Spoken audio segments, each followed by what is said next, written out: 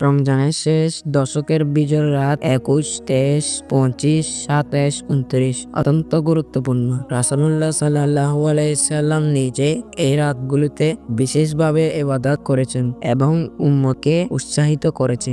আল্লাহ তাআলা বলেন, লাইলাতুল কদরের রাত হাজার মাসের চেয়ে উত্তম। এই মহিমান্বিত রাতগুলোর সঠিক মূল্যায়ন করতে হলে কিছু বিষয় ইবাদত করা জরুরি। 1. তাহাজ্জুদ এবং নফল নামাজ। রাসূলুল্লাহ সাল্লাল্লাহু আলাইহি সাল্লাম বলেছেন, যে ব্যক্তি ঈমান ও সওয়াব লাভের আশায় লাইলাতুল কদরের রাতে ইবাদত করবে, তার পূর্বের সকল গুনাহ ক্ষমা করে দেওয়া হবে। রাসূলুল্লাহ সাল্লাল্লাহু আলাইহি সাল্লাম আরো বলেন, প্রতি রাতের শেষ তৃতীয়াংশে আল্লাহ তাআলা দুনিয়ার আকাশে নেমে আসেন এবং বলেন, যে আমাকে ডাকবে আমি তার ডাক সাড়া দেব। যে আমার কাছে কিছু প্রার্থনা করবে আমি তাকে তা দান করব।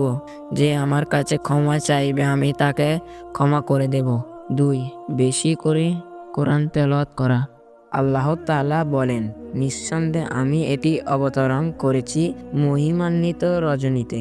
এই রাতগুলিতে বেশি করে কোরআন তেলাওয়াত করুন, কোরআন অর্থ ও তাফসীর বোঝার চেষ্টা করুন। রাসূলুল্লাহ সাল্লাল্লাহু আলাইহি সাল্লাম বলেছেন, কিয়ামতের দিন রোজা ও কোরআন সুপারিশ করবে, তখন তাদের সুপারিশ কবুল করা হবে। 3. বেশি বেশি তওবা করা। আল্লাহ তাআলা বলেন, হে ঈমানদারগণ, তোমরা আল্লাহর কাছে তওবা করো। খাঁটি তওবা আশা করা যায় যে তোমাদের রব তোমাদের পাপ সমূহে মোচন করবেন এবং তোমাদেরকে এমন জান্নাত সমূহ প্রবেশ করাবেন যার পাদদেশ নহর সমূহ প্রবাহিত হতে থাকবে।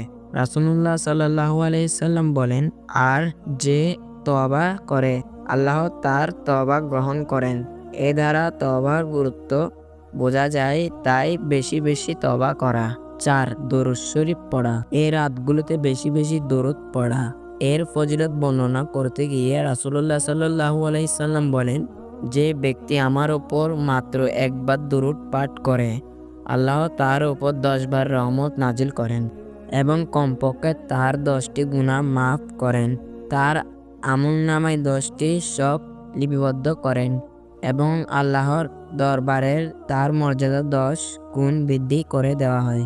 আরও বলেন, কিয়ামতের দিন সে ব্যক্তি আমার সবচেয়ে নিকটবর্তী হবে যে ব্যক্তি আমার উপর সবচেয়ে বেশি দরুদ পড়ে। 5. দান সদকা করা।